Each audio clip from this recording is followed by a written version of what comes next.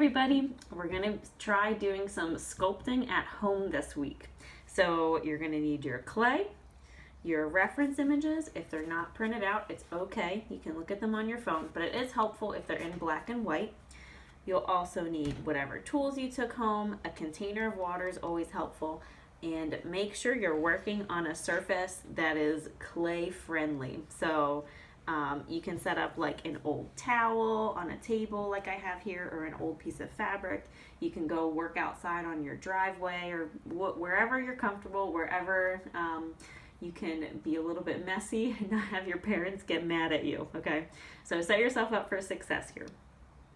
Up until now, we have only done functional pieces with clay. We're going to move into doing some sculptural pieces. So everything that you know about pinch, coil, and slab is going to come into play here, but we're not going to be starting our sculpture in that way. We're not going to think of it as like pieces that we put together. We're going to start our sculpture just kind of how you would mush Play-Doh around if you wanted to make something out of Play-Doh, okay? So first thing, you're gonna start with a piece of clay that like is comfortable to work with in your hand. So this is like too big, right? So I'm gonna take off a piece of clay. If your clay is like really slimy and too wet, let it dry a little bit, like, just kind of leave it out for like a half hour, an hour, or something like that, so it gets a little bit harder. I'm just kind of forming it into like a rough sphere-ish type shape, almost like I'm getting ready for pinch. The clay's like a little bit bigger than my fist. That's typically like a more comfortable size to work with. I could take some pieces off and it's okay. Yeah, and it's not too tiny. Because if it's too tiny, then it's really hard to get details like texture, or like when I do like the eyes and the ears and stuff like that. So you want to work with a good like medium-sized piece of clay. So I'm kind of getting it in kind of a sphere, moving it around. If you feel like your clay has a lot of air bubbles in it, a lot of the clay that you guys took home was recycled. You can try wedging it, again, if you're like on a table with some fabric, or probably even if your driveway's like kind of clean-ish, you can just wedge it like right on your driveway. Try that, see how it works. The rain will wash it away. Clay's basically dirt anyway. And if you get little bits of like grass or leaves in it, then it'll just burn away in the kiln. It's no big deal. So anyway, I've got my sphere. All right, now I'm gonna look at my reference images, okay? The ones that are like the full body of the animal. So these two are the ones that I'm gonna focus on for right now. And I'm gonna look at what is the big, basic, general shape that this animal is, okay? So it's like a, kind of like a potato-y shape with almost like two humps. So you see like, this is like a big potato-y shape, and there's like the shoulders right there. That's just my dog Reggie. She sounds mean, but she's really nice. There's the shoulders here, and then like the rump over here, okay?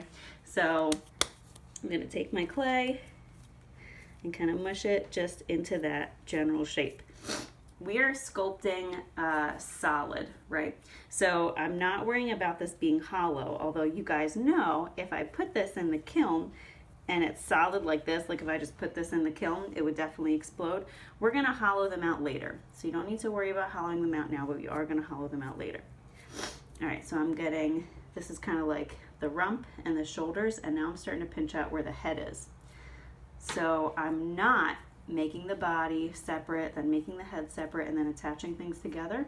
I'm trying to make it all, as much as I can, out of one piece, especially to start with. Even the legs. So I'm gonna start kind of from the back, pinching out one back leg, another back leg. And this will make my sculpture much stronger. So you can imagine it might be easier to think about making the body and then the legs separate and the head separate and then attaching it all together. But then when you attach it together and you start to add details, anywhere that you attach those pieces are going to be really weak. If I'm making it all out of one piece to start with, it's going to be much, much stronger in the end. Okay. Kind of looks like a buffalo right now. So you see how I've got the head started, I've got like the shoulder blade area, the rump, and then my two legs are starting to kind of come out here.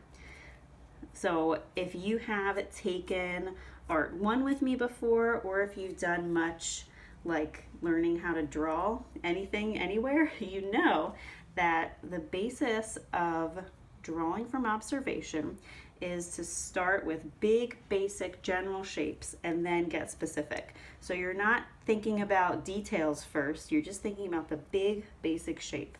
Same thing is true when you are sculpting from life. You're thinking about the big, basic shape first, and then we will do all the details later. So I'm not worried about getting like hair texture or ears or eyes or anything like that. I'm just observing what is the big basic shape. And if you're struggling to see what the basic shape is, a trick that you can do is you can look at your reference image with your eyes squinty. So if you kind of like squint your eyes and look at it, you can kind of see what the big idea is without getting distracted by little details. And my clay is kind of like lumpy and messy looking, but that is okay because I will smooth it out and get the texture and all the details later. Notice too, I'm like turning it and looking at it from every angle. So if I only look at it from one angle, this side might look amazing and then the other sides are totally wonky and off. So you want to keep rotating it all around and looking at it from all different sides. So this is why having reference images from different angles, which I don't know, I feel like I could have done a better job getting reference images from different angles, but if I had a reference image of like looking at this angle or whatever, then that would help me a lot more. So good reference images help you get it from all different angles. So that is the starting point to my sculpture. This is step 1.